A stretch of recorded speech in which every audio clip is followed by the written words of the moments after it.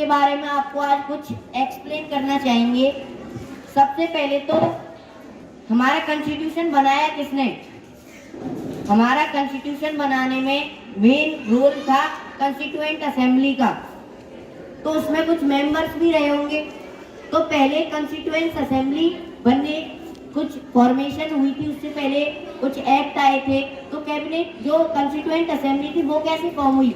हमें कॉन्स्टिट्यूशन को समझने से पहले ये समझना होगा कि ये कॉन्स्टिट्यूशन हमारे पास आया कहाँ से, कितनी मेहनत लगी होगी इसको पूरा करने में। तो कॉन्स्टिट्यूएंट असेंबली ने इसको बनाया, जिसमें 389 मेंबर्स थे स्टार्टिंग में। तो इसकी फॉर्मेशन स्टार्ट होती है क्रिप्स मिशन से।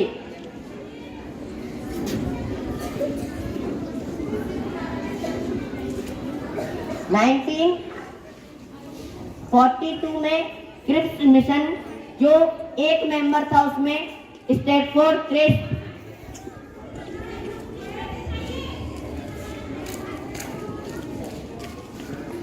इन्होंने प्रपोजल रखा कॉन्स्टिट्यूएंट असेंबली को बनाने का। उसके बाद एक और मिशन आया, कैबिनेट मिशन।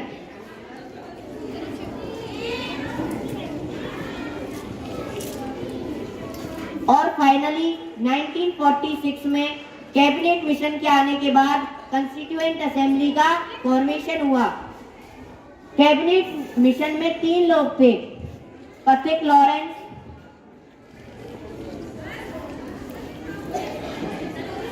एवी अलेक्जेंडर और स्टैटफोर्ड क्रिप्स। ये 3 मेंबर थे। इसे कैबिनेट मिशन ही क्यों कहा जाता है? इसे कैबिनेट मिशन कहा जाने का रीजन ये है, ये जो तीनों लोग हैं, ये तीनों जो नाम बताए गए हैं, ये तीनों नाम उस समय के ब्रिटेन पीएम क्लेमेंट एटली, उस समय के ब्रिटिश पीएम थे क्लेमेंट एटली। जैसे हमारे यहाँ अब हमारे प्राइम मिनिस्टर है नरेंद्र मोदी जी, उनके कैबिनेट मिनिस्टर है, कोई होम मिनिस्टर है, कोई एक्सटर्नल अफेयर मिनिस्टर है, कोई हेल्थ मिनिस्टर। इसी तरह क्लेमेंट एटली के समय पे ब्रिटिश कैबिनेट के ये तीनों ब्रिटिश कैबिनेट के मेंबर्स थे, इसलिए इसको कैबिनेट मिशन नाम दिया गया। और इसी के साथ हमारी कॉन्स्टिट्यूएंट असेंबली फर्स्ट टाइम 6 दिसंबर 1946 को इसका फॉर्मेशन होता है। कॉन्स्टिट्यूएंट असेंबली का फॉर्मेशन 6 दिसंबर 1946 को कैबिनेट मिशन के आने के बाद फॉर्मेशन होता है। इसकी पहली मीटिंग 9 दिसंबर, फर्स्ट मीटिंग 9 दिसंबर 1946 को, पहली मीटिंग, पहला सेशन 9 दिसंबर 1946। सचिदानंद सिन्हा की इसके हेड थे, सचिदानंद सिन्हा, जो टेम्पररी प्रेसिडेंट बनाए गए थे उस दिन 9 दिसंबर को। ठीक है, सचिदानंद से सेकंड मीटिंग होती है, जिसमें मेन मोटिव था 11 दिसंबर को सेकंड मीटिंग होती है, जिसमें मेन मोटिव था परमानेंट प्रेसिडेंट इलेक्ट करना। अब कॉन्स्टिट्यूएंट असेंबली बन गई, उसका एक हेड तो होना चाहिए। तो सेकंड मीटिंग का मेन ऑब्जेक्टिव था परमानेंट प्रेसिडेंट को इलेक्ट करना। तो परमानेंट प्रेसिडेंट इलेक्ट किए गए हमारे doctor first president of India doctor Rajendra Prasad, permanent president बनाए गए कॉन्स्टिट्यूएंट असेंबली के डॉक्टर राजेंद्र प्रसाद।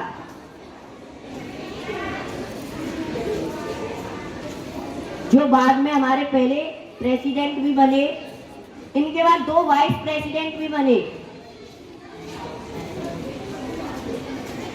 2 वाइस प्रेसिडेंट भी बना गए, टी कृष्णाचारी और एच.सी. मुखर्जी, 2 वाइस प्रेसिडेंट बनाए गए। एक परमानेंट प्रेसिडेंट डॉक्टर राजेंद्र प्रसाद थे, उसके अलावा 2 वाइस प्रेसिडेंट भी बनाए गए। ठीक है, अब हमने समझ लिया कि फॉर्मेशन। इसके बाद थर्ड मीटिंग भी होती है 13 दिसंबर को। ऐसे करके टोटल 11 सेशन, 11 मीटिंग हुई थी कॉन्स्टिट्यूएंट असेंबली की इस कॉन्स्टिट्यूशन को फॉर्म करने में। 12th मीटिंग 24 जनवरी को हुई थी। टोटल 11 मीटिंग, वो मीटिंग ही थी, उस दिन उन्होंने साइन किया था कॉन्स्टिट्यूशन पूरा होने पे। 24 जनवरी को सब साइन किया था, सब लोगों ने साइन किया था। तो अब हमने समझ लिया कि कंस्टिट्यूएंट असेंबली कैसे फॉर्म हुई, उसकी क्या क्या मीटिंग हुई। टोटल सेशन हुए थे 11 सेशन टोटल हुए थे। अब इसके बाद इसमें कितने मेंबर्स थे, कंस्टिट्यूएंट असेंबली को बनाने वाले कितने मेंबर थे? टोटल मेंबर्स इसमें स्टार्टिंग में थे जब इंडिया, देखो 1946 है ना, पहली बार कंस्टिट्यूएंट असेंबली 1946 बनी। हम आजाद कब हुए? 15 अगस्त 1947। तो उससे पहले तो हम पाकिस्तान इंडिया एक ही था। तो जो मुस्लिम लीग थी वो भी इसी कंस्टिट्यूएंट असेंबली का पार्ट थी। पार्टीशन होने के बाद उनके लिए अलग कंस्टिट्यूएंट असेंबली बनाई गई। स्टार्टिंग में इसमें मेंबर थे 389 थे स्टार्टिंग में मेंबर। 4 मेन ब्रिटिश प्रोविंस थे, दिल्ली, बलूचिस्तान, कुर्ग, दिल्ली और आपका अजमेर। 4 मेन ब्रिटिश प्रोविंस थे और इसके अलावा प्रिंसली स्टेट्स थे और ब्रिटिश प्रोविंस थे जिन पर ब्रिटिशों ने कब्जा किया था। पर पार्टीशन होने के बाद जब इंडिया पाकिस्तान पार्टीशन हो गया, तब ये मेंबर जो मुस्लिम लीग के मेंबर थे, 73 मेंबर थे मुस्लिम लीग के, 208 मेंबर थे INC इंडियन नेशनल कांग्रेस के, और बचे 15 इंडिपेंडेंट मेंबर्स थे। और जब पार्टीशन होने के बाद ये मुस्लिम लीग के जो मेंबर्स थे वो हट गए और अब लास्ट में जो मेन कॉन्स्टिट्यूशन बनाया वो 299 मेंबर्स ने मिलकर बनाया। मेन कॉन्स्टिट्यूशन में 229 ब्रिटिश प्रोविंस थे और बचे 70 प्रिंसली स्टेट्स थे, जिसमें ब्रिटिश प्रोविंस में सबसे ज्यादा लोग यूनाइटेड प्रोविंस जो अब समय उत्तर प्रदेश है वहां से आए थे, और प्रिंसली स्टेट्स में सबसे ज्यादा मेंबर्स आए थे मैसूर से। ठीक है, 70 member princely state, 299 British province से आए थे। मीटिंग होती गई, कंस्टिट्यूएंट असेंबली बनती गई। कंस्टिट्यूएंट असेंबली ने कंस्टिट्यूशन बनाया। उसमें मेन रोल था ड्राफ्टिंग कमीशन का। जो ड्राफ्टिंग कमीशन थी उसके हेड थे डॉक्टर BR अम्बेडकर। उन्हें फादर ऑफ इंडियन कॉन्स्टिट्यूशन भी बोला जाता है, डॉक्टर BR अम्बेडकर। ये पहले ईस्ट बंगाल से इलेक्ट होके आए थे, पर 10 लाख लोगों पे एक इलेक्ट हुआ था कंस्टिट्यूएंट। 10 लाख लोगों में एक कंस्टिट्यूएंट असेंबली का एक मेंबर इलेक्ट हुआ था, पर 10 लाख जो वहाँ की पॉपुलेशन रही होगी वहाँ 10 लाख मेंबर्स पे एक। तो हमारे जो फादर ऑफ इंडियन कॉन्स्टिट्यूशन है वो ईस्ट बंगाल से इलेक्ट होके आए। पर जब पार्टीशन होने, ईस्ट बंगाल था आज का बांग्लादेश, पार्टीशन होने के बाद वो पाकिस्तान के पास चला गया, तो वहां से अब वो पाकिस्तान में चला गया, तो हमारा नहीं रहा। तो उन्होंने बाद में, इनके बिना कॉन्स्टिट्यूशन बन नहीं सकता था, तो ये बाद में मुंबई में पुणे, जो महाराष्ट्र में पुणे है ना, वहां से इलेक्ट होके आए थे बाद में, जब पार्टीशन होने के बाद। पहले ईस्ट बंगाल से, फिर पुणे से इन्होंने मेन। और हमारी जो कॉन्स्टिट्यूएंट वो ड्राफ्टिंग कमेटी थी उसमें 7 मेंबर थे, इनके अलावा 6 मेंबर और थे। ये हेड थे डॉक्टर BR अम्बेडकर। इसके अलावा 6 मेंबर और थे जिन्होंने इंडियन कॉन्स्टिट्यूशन बनाने में मेन रोल निभाया। अब इस कैबिनेट असेंबली, कॉन्स्टिट्यूएंट असेंबली जो बनी, इसका मेन मोटिव क्या था? एक तो हमारा कॉन्स्टिट्यूशन फ्रेम करना, यही तो मेन मोटिव था। और जब तक कॉन्स्टिट्यूशन पूरा नहीं होता, एक पार्लियामेंट की तरह काम करना। अब पार्टीशन होने के बाद देश आजाद हो गया, अब देश को चलाएगा भी तो कोई, अभी तो हमारा कॉन्स्टिट्यूशन बना नहीं। ठीक है, देश को चलाने के लिए उसने एक टेम्पररी पार्लियामेंट की तरह काम किया और कॉन्स्टिट्यूशन बनाने पे भी काम किया। मेन मोटिव था इनका कॉन्स्टिट्यूशन बनाना। कॉन्स्टिट्यूशन बन के कब पूरा हुआ, कितने दिन लगे, कितनी साल लगी कॉन्स्टिट्यूशन? सोचो, 2 साल 11 महीने 18 दिन, इतना लंबा टाइम लगा कॉन्स्टिट्यूशन को बनने में। पहली मीटिंग 9 दिसंबर से लेके जो लास्ट इफेक्ट में आया था 26 जनवरी, वहाँ 2 साल 11 महीने 18 दिन का समय हमारे ग्रेट पर्सन ने दिया और इंडियन कॉन्स्टिट्यूशन को फ्रेम किया। ठीक है, और इसको बनाने में 64 लाख रुपए तक का खर्चा आया। अप्रॉक्स बताएं तो 63,96,729 रुपीज। उस समय ये बहुत बड़ी रकम होती थी। इतने पैसों में कॉन्स्टिट्यूशन हमारा बना। आज के समय वो पार्लियामेंट की लाइब्रेरी में हीलियम बॉक्स में रखा है, हैंड रिटन, हाथ से लिखा गया था कॉन्स्टिट्यूशन। प्रेम बिहारी नारायण लिखा था उन्होंने हमारा कॉन्स्टिट्यूशन, प्रेम बिहारी नारायण। हमारी जो इंटरिम गवर्नमेंट बनी थी, अंतरिम जो सरकार बनी थी, उसके हेड तो ब्रिटिशर्स ही थे, वाइसरॉय थे जो लॉर्ड माउंटबेटन, जो हमारे वाइसरॉय थे उस समय, लॉर्ड माउंटबेटन, वो तो हेड थे। पर जो इंडिया के लिए इंटरिम गवर्नमेंट में प्राइम मिनिस्टर थे हमारे जवाहरलाल नेहरू जी, होम अफेयर थे सरदार वल्लभ भाई पटेल, और डिफेंस मिनिस्टर थे डॉक्टर राजेंद्र प्रसाद। उसके अलावा और भी थे।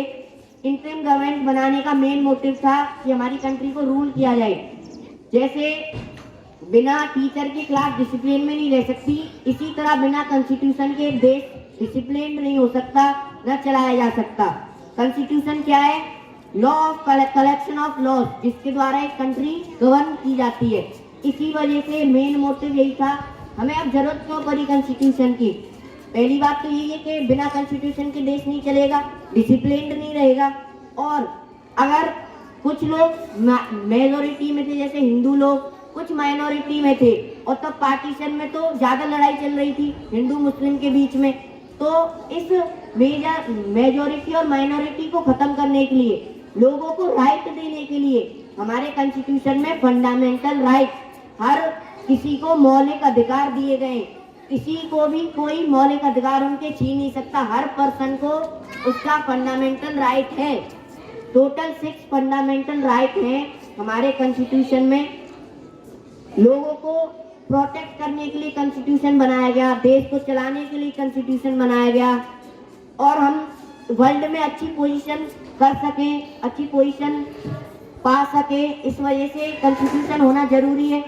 अब हमने बता दिया आपको कॉन्स्टिट्यूएंट असेंबली कैसे बनी, क्या क्या मीटिंग हुई, और क्या किसका रोल सबसे ज्यादा रहा। इनको फादर बोला जाता है, डॉक्टर बी.आर. अम्बेडकर। ठीक है। अब इसके बाद हमारा कॉन्स्टिट्यूशन बनता गया। टोटल 11 सेशंस हुए हमारा कॉन्स्टिट्यूशन, और लास्ट जब ड्राफ्टिंग कमेटी में जो लास्ट ड्राफ्ट रखा वो 4 नवंबर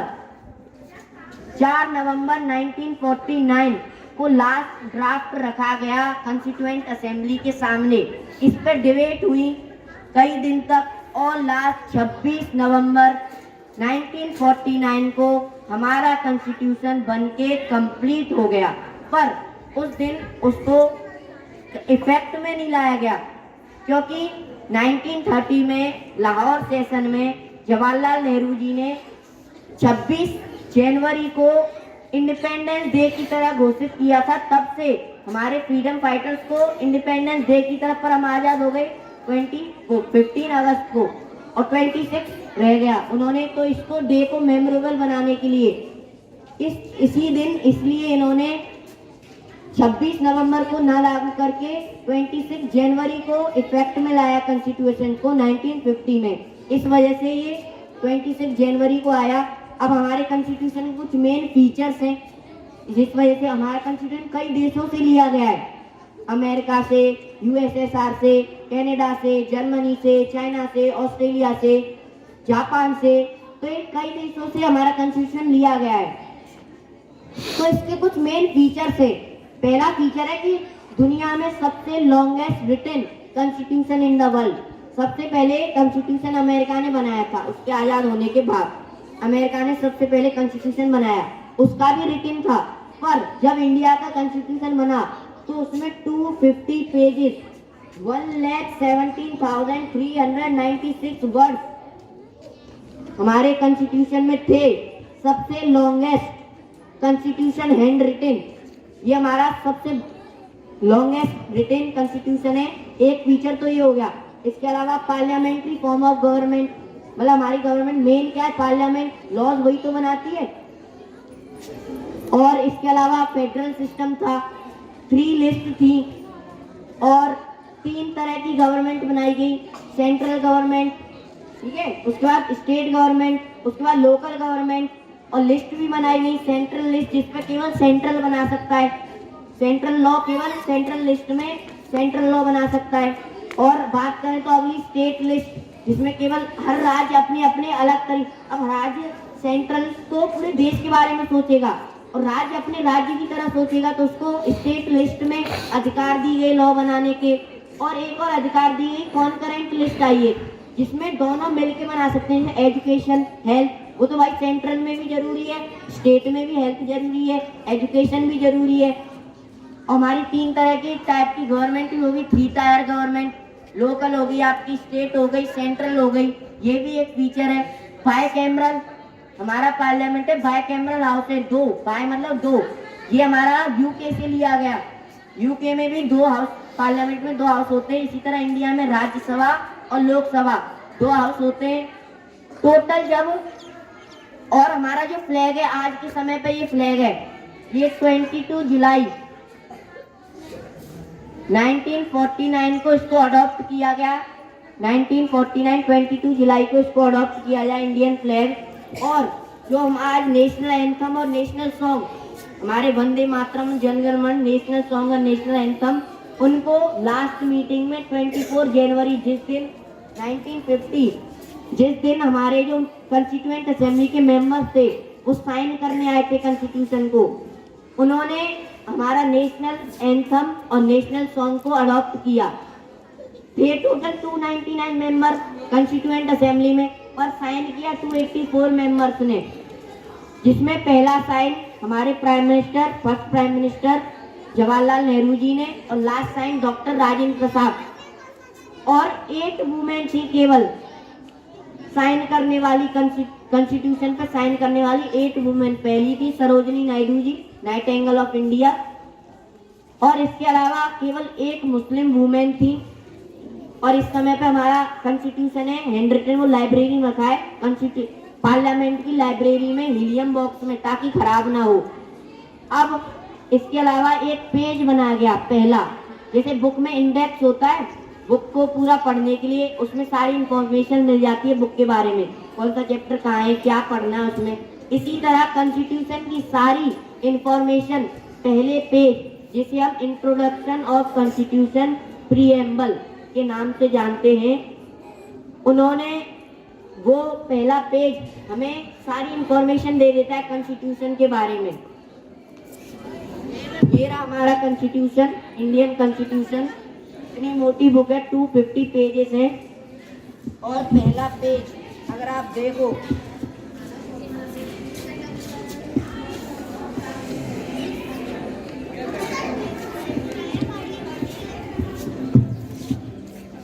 दिख रहा है इंडियन प्रेम्बल, इसमें क्या क्या लग रहा है, we the people of India. इसमें अथॉरिटी किसको दी गई है, यहाँ पार्लियामेंट को अथॉरिटी नहीं गई, यहाँ पीपल को अथॉरिटी दी है। इंडिया में डेमोक्रेटिक सिस्टम है, गवर्नमेंट पीपल के द्वारा ही बनाई जाएगी, इसमें अथॉरिटी दी गई है पीपल को, इंडिया के लोगों को, कि इंडिया को sovereign, socialist, secular, democratic nation बनाया जाए, सबको इक्वल जस्टिस मिलेगा, ना कोई कास्ट देखी जाएगी, ना कोई क्रीड, ना कोई जेंडर, सबको इक्वल जस्टिस मिलेगा, थॉट की लिबर्टी, आज़ादी मिलेगी, अपॉर्चुनिटी मिलेगी, इक्वलिटी मिलेगी, और देश की अखंडता और उसको हमें सलामत रखा है। इसलिए हमें फंडामेंटल राइट्स दी गई, इसी के साथ हमें फंडामेंटल ड्यूटीज भी दी गई हैं, 11 फंडामेंटल ड्यूटीज। अब हमें राइट दी है कॉन्स्टिट्यूशन, तो हमें हमारी ड्यूटी तो होगी उनकी तरफ, हमें कुछ करना भी तो होगा देश के लिए, तो 11 ड्यूटी दी गई है हमें। और यहाँ लास्ट में लिखा है, in our constituent assembly this 26th day of November 1949 do verbally adopt, enact and give ourselves this constitution। 26 नवंबर को बन के तैयार हो गया, इसे हमने अडॉप्ट किया, स्वीकार किया। इनेक्ट का मतलब अंगीकृत, स्वीकार करना। तो ये हमारा पहला पेज है, इसको introduction of constitution, identity card, Indian constitution का आइडेंटिटी कार्ड। और जब शादी होती है तो जन्म कुंडली निकाली जाती है ना, लड़के लड़कियों की जन्म कुंडली निकाली जाती है, इसी तरह ये प्रीएम्बल क्या है, कॉन्स्टिट्यूशन की जन्म कुंडली। Horoscope, KM. Munshi drafting committee के मेंबर थे, के.एम. मुंशी, उन्होंने एक बात कही थी कि प्रीएम्बल कॉन्स्टिट्यूशन का जन्म कुंडली है, इसमें सब इंफॉर्मेशन मिल जाती है हमें कॉन्स्टिट्यूशन का। इसके बाद पार्ट्स आते, कॉन्स्टिट्यूशन में आर्टिकल्स आते, शेड्यूल आते। जब कॉन्स्टिट्यूशन बनाया गया तो ओरिजिनल 395 आर्टिकल्स थे, पर इस समय अब हमारे कॉन्स्टिट्यूशन में 448 आर्टिकल्स हैं इस समय, और 8 शेड्यूल थे। ओरिजिनली 8 शेड्यूल थे कॉन्स्टिट्यूशन में, पर इस समय 12 शेड्यूल है, और पार्ट 22 थे उस समय जब ओरिजिनली बनाया गया। इस समय 25 पार्ट्स हैं। तो आप देख रहे हो यहाँ कम थे फिर बढ़ाते गए। तो कॉन्स्टिट्यूशन ने हमें राइट दिया है कि हम अमेंड कर सकते हैं कॉन्स्टिट्यूशन को। इसमें लिखा है 368, आर्टिकल नंबर 368 हमें राइट देता है कॉन्स्टिट्यूशन कि हम कॉन्स्टिट्यूशन को पार्लियामेंट अपने तरीके से उसको अमेंड कर सकती है, उसमें बदलाव कर सकती है, लोगों के हित में बदलाव कर सकती है। 8 शेड्यूल थे, पहला अमेंडमेंट हुआ था। जब पहले अमेंडमेंट में क्या हुआ था, 8 शेड्यूल थे हमें ओरिजिनली, तो 9th शेड्यूल दिया गया। पहले अमेंडमेंट एक्ट में हमें 9th शेड्यूल दिया गया, कॉन्स्टिट्यूशन ने हमें 9th शेड्यूल दिया। और लास्ट 106 अमेंडमेंट एक्ट अभी 2023 में 19 अक्टूबर को लास्ट, अभी रिसेंट होते रहेंगे अभी तो, रिसेंट 106 अमेंडमेंट एक्ट, जिसके तहत वुमेन जो इलेक्शन होते हैं उनमें women, legislative election, state election, उनमें वुमेन को उनकी सीट दी जाती है, उनके लिए सीट रखी जाती है। ठीक है, तो 106 इसमें से मेन अमेंडमेंट एक्ट हुआ था 42 amendment act, most important amendment act in Indian constitution history. इसको मिनी कॉन्स्टिट्यूशन भी बोला जाता है। इसी अमेंडमेंट के तहत फंडामेंटल ड्यूटीज हमारे कॉन्स्टिट्यूशन में जोड़ी गई। 42वें संशोधन के तहत भारतीय संविधान में फंडामेंटल ड्यूटीज, मौलिक कर्तव्य जोड़े गए, जो कि 11 हैं। इसके अलावा 24th अमेंडमेंट एक्ट, जिसमें हमारे ओरिजिनली 7 फंडामेंटल राइट्स थे, इस समय 6 हैं। राइट टू प्रॉपर्टी आर्टिकल 31 वो हटा दिया गया right to property 24th amendment act के तहत। इसके अलावा 73rd अमेंडमेंट एक्ट, जिसमें पंचायती सिस्टम को लीगल माना गया। इससे पहले इलीगल था, कॉन्स्टिट्यूशन में कोई पंचायत के बारे में कोई जिक्र नहीं किया गया कॉन्स्टिट्यूशन पर। 73rd अमेंडमेंट एक्ट 1992 में क्या हुआ, पंचायत को लीगल कर दिया गया, कॉन्स्टिट्यूशनल लीगल कर दिया गया पंचायत को। इसके अलावा 101 अमेंडमेंट एक्ट 101, जिसके तहत GST, goods and service tax, इसमें ऐड किया गया सरकार के द्वारा 101st अमेंडमेंट एक्ट। अब हमारे मेन कॉन्स्टिट्यूशन के फंडामेंटल राइट्स और फंडामेंटल ड्यूटीज, उसको हम आगे पोएम के थ्रू याद करने वाले हैं। इसके अलावा आर्टिकल है मेन, इंडियन कॉन्स्टिट्यूशन में मेन आर्टिकल 1 to 4 पहला पार्ट हमें बताता है कि इंडिया क्या है, यूनियन ऑफ स्टेट। इंडिया एक यूनियन ऑफ स्टेट है, एक अकेला इंडिया नहीं है। 28 राज्य हैं, 8 यूनियन टेरिटरीज हैं, तो यूनियन ऑफ स्टेट है आर्टिकल 1 to 4। इसके अलावा हमारे जो सिटीजनशिप है, आप भारत के नागरिक कैसे होगे, अगर आप यहाँ जन्मे हो या आपके पेरेंट्स एंसिस्टर्स यहाँ के, आप 15 साल से ज्यादा यहाँ रह रहे हो, तो आप भारत के नागरिक बन जाते हो। ठीक है, इसके अलावा अगला आता है फंडामेंटल राइट, ये article number 12 to 35।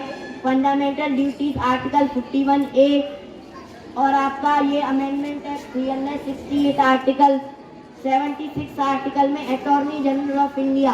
Attorney general क्या होता है, एक लीगल एडवाइजर होता है जो एडवाइस देता है इंडियन गवर्नमेंट को कि देश को कैसे चलाया जाए। इसके अलावा हमारे प्रेसिडेंट है, उनका जिक्र किया गया है 52 से 62 आर्टिकल तक। Prime minister of India article 75 और आर्टिकल 78 में इसका जिक्र किया गया है। और चीफ मिनिस्टर की ड्यूटी, वो भी एक मेन आर्टिकल है। इसके अलावा इलेक्शन कमीशन, जो चुनाव होते हैं, आर्टिकल 322। 324 आर्टिकल नंबर 324 में इलेक्शन कमीशन का जिक्र किया गया है। ये कुछ मेन आर्टिकल है। अब मैं